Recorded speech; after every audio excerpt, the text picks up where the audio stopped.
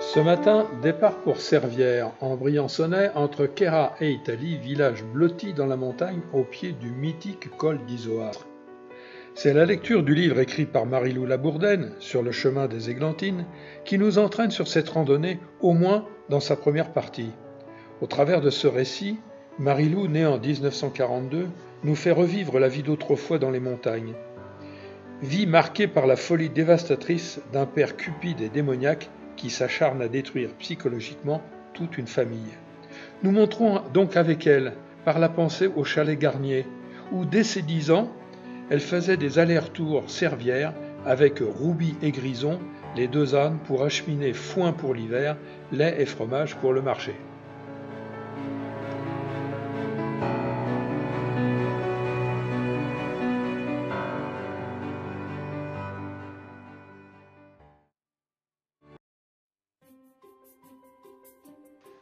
Allez, direction l'Alpe du Pied. La montée en alpage se faisait en 2 temps, au fur et à mesure du mûrissement du foin. Le premier temps, c'était l'Alpe, 250 mètres plus haut. Mais écoutons Marie-Lou. Rouby et Grison devaient fournir des efforts considérables pour tout transporter sur leur dos. Après avoir mis le bas, on fixait sur le côté d'énormes crochets en bois pour y accrocher un maximum de choses. Ces journées, nous les vivions intensément. Elles étaient riches en émotions et en imprévus. Nous emballions les affaires de première nécessité, pas de place pour le superflu. Il fallait se contenter du minimum. Le tout était ficelé tant bien que mal sur le dos des mulets. Mon père en rajoutait tant et plus, sans aucune méthode, ni calcul, ni minutie. Cela donnait des allures folles au chargement. Le plus épique, c'était la cage aux poules, une sorte de longue boîte rectangulaire avec des barreaux de chaque côté. Inutile de croire qu'elles acceptaient de rentrer facilement dans cette prison. Il fallait d'abord les attraper par surprise et les placer bien serrées dans la cage. Elles s'égosillaient, acactaient et se débattaient. Des plumes volaient, un véritable pugilat. Très vite, elles se débrouillaient de passer à travers les barreaux, leur tête qui semblait ne plus faire partie de leur corps. Si on s'approchait, elles nous piquaient violemment avec leur bec, en représailles d'un tel châtiment. Les vaches s'élançaient folles de joie sans hésitation dans la direction de l'Alpe, la plus ancienne devant. Je les suivais, et venait ensuite mon père avec les 2 mulets, et maman fermait la marche de ce long convoi. La montée était terrible pour les mulets. Parfois leurs sabots dérapaient sur les cailloux, et ils avaient bien du mal à se rattraper. À quelques centaines de mètres de l'arrivée, je passais devant les vaches. J'allais prendre des branches de pain séché pour allumer le feu, pas facile de le faire prendre. En quelques instants, la cuisine se réanimait. Les sonnailles annonçaient l'arrivée des vaches. J'ouvrais vite l'écurie et dans un joyeux désordre, elles s'engouffraient, elles reniflaient et sentaient leur nouvelle maison. La voix de mon père ordonnait aux mulets de s'arrêter. Ils étaient là, devant la maison avec leur chargement. Cela tenait du miracle que toutes ces caisses aient pu rester accrochées là-haut. Et les poules, eh bien oui, le chargement était complet, un peu plus bancal, c'est tout. Je m'empressais de libérer les poules, ces idiotes ne voulaient même plus sortir, il fallait les extirper de la cage une à une au risque de leur arracher la tête.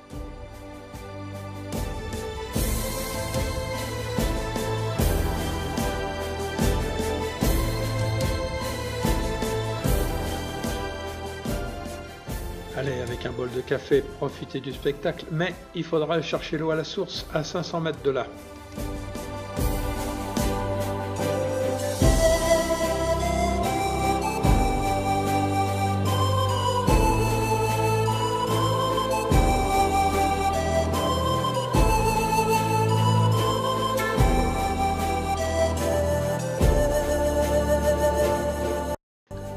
C'est bien triste, mais voilà ce qu'est devenu le chalet Garnier. Il n'y aura plus de vaches à traire.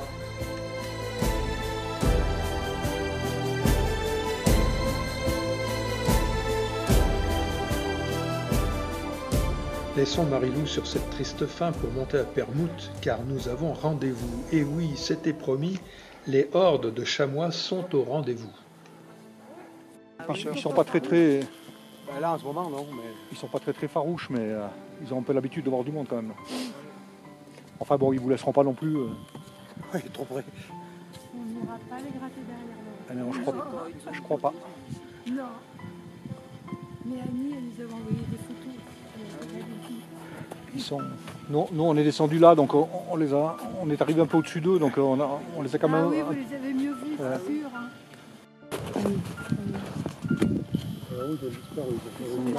Ils sont beaucoup. Hein. Ouais. Oh, ils sont couchés là.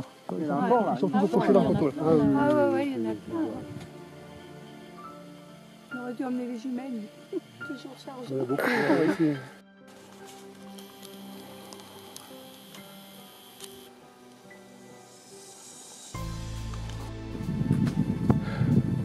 Ah, c'est l'Alpe du Haut, ça. Ah oui.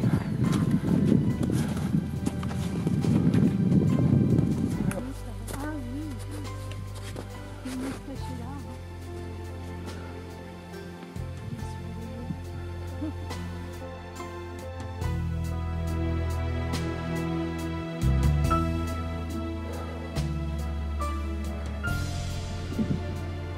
Servires a fait l'objet de fortifications faisant partie de la ligne Maginot. A noter que ces fortifications ont laissé des traces et entre 2019 et 2020, Mountain Wilderness a déposé 10 tonnes de ferraille des alpages de Permouth. Les pattes des moutons les en remercient.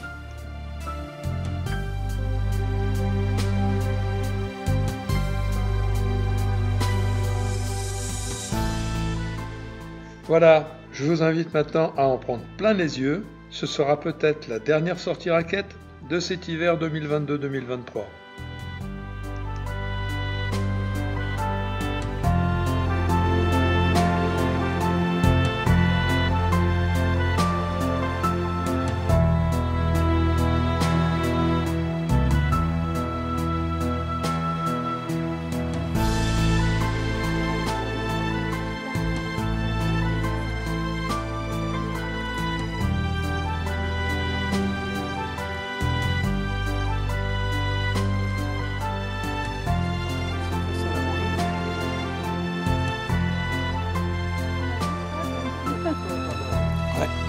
Allez, c'est parti pour la descente. Dans cette belle neige.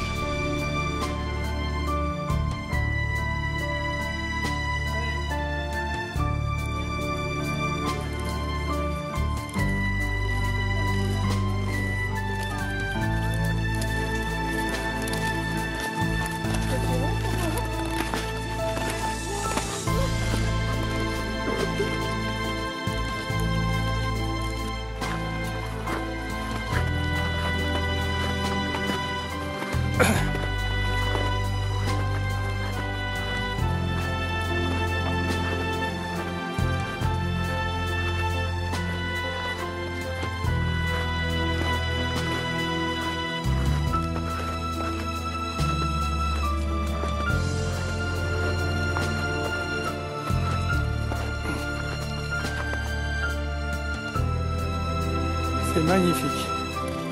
C'est fabuleux.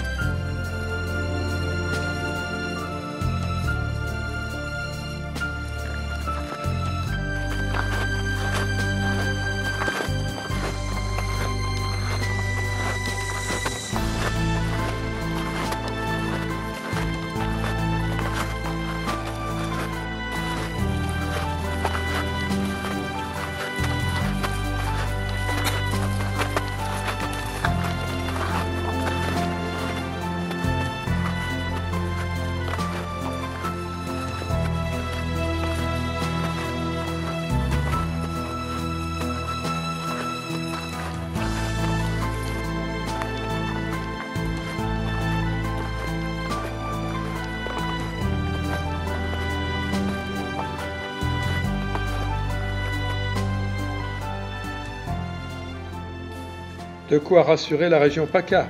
Le lac de Serponçon devrait être bien plein à mi-juin avec toute cette neige.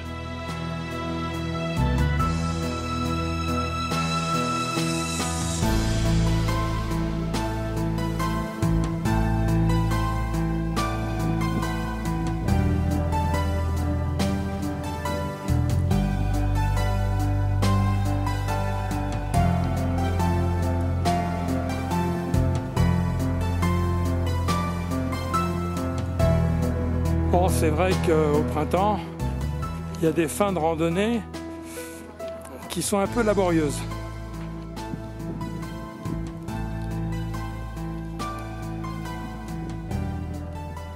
Pour l'anecdote, sachez que l'ancienne école de Servières a servi de 2005 à 2019 de bureau à la police rurale de Lusagne. Vous savez, la série télévisée Alex Hugo.